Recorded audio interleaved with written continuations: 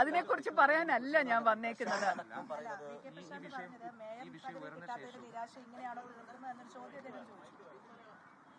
ഞാൻ ഈ മറ്റുള്ളവർ പറയുന്നതിന് എല്ലാത്തിനും ഉത്തരം ഞാൻ പറയണമെന്ന് നിങ്ങൾ എന്തിനാ ശടിക്കുന്നത്? എനിക്കൊരു നിരാശയുമില്ല,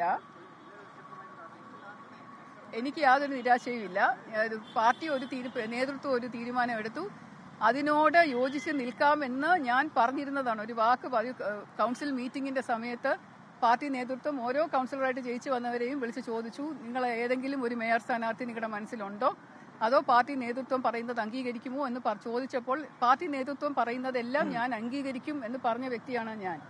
അതുകൊണ്ട് പാർട്ടി നേതൃത്വം ഒരു മേയറുടെ പേര് പറഞ്ഞിട്ടുണ്ടെങ്കിൽ ഞാനത് അംഗീകരിക്കുന്നു, അതിനോടൊപ്പം ഞാൻ നിന്നു. ഞാൻ അന്ന് രാജേഷിന് ഷോൾ അണിയിച്ചു, നിങ്ങൾ കണ്ടതാണല്ലോ. ലഡ്ഡു കൊടുത്തു, ആശാനാഥിന് ഞാൻ ലഡ്ഡു കൊടുത്തു, മധുരം പങ്കുവച്ചു. ഞാൻ സന്തോഷമായി. പനിയായതുകൊണ്ട് പ്രതികരിക്കാൻ ശബ്ദമില്ലായിരുന്നതുകൊണ്ട് പ്രതികരിക്കാതെ പോയതാണ്. ഇന്നലെ ഞാൻ തെരഞ്ഞെടുപ്പിന്റെ മേയറിന്റെ സത്യപ്രതിജ്ഞ മുഴുവനും കഴിഞ്ഞ ശേഷം ഉച്ചയ്ക്ക് എനിക്ക് ആന്റിബയോട്ടിക് കഴിക്കേണ്ട സമയമായി. പിന്നെ എനിക്ക് അടുത്തൊരു വീട്ടിൽ പാലുകാച്ചിന് പോകണമായിരുന്നു.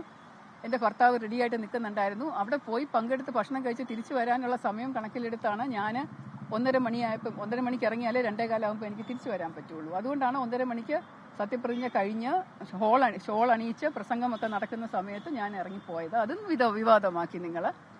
എല്ലാം വിവാദമാക്കുന്ന സ്വഭാവം ഉള്ളത് കൊണ്ട് എനിക്ക് സംതൃപ്തിയാണ്. ഞാൻ ഇവിടെ കൗൺസിലറായിട്ട് തന്നെ തുടരും.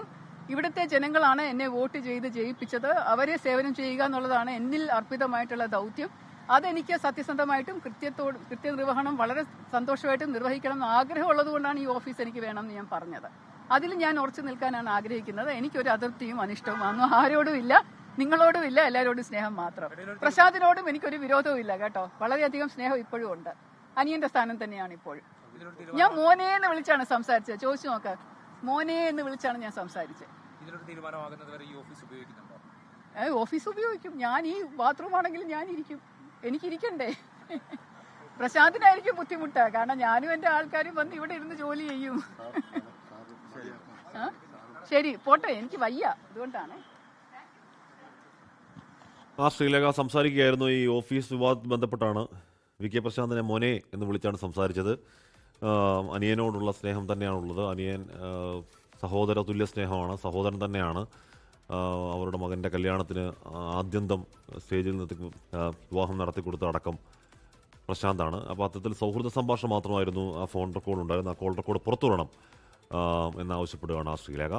ലോകത്തെവിടെയായാലും ഏത് സമയത്തും 24 വാർത്തകളും ഓഗ്മെന്റഡ് റിയാലിറ്റി പാക്കേജുകളും എക്സ്പ്ലെയിനറുകളും വിശദമായി കാണാൻ ഞങ്ങളുടെ യൂട്യൂബ് ചാനൽ നിങ്ങൾക്ക് സബ്സ്ക്രൈബ് ചെയ്യാം.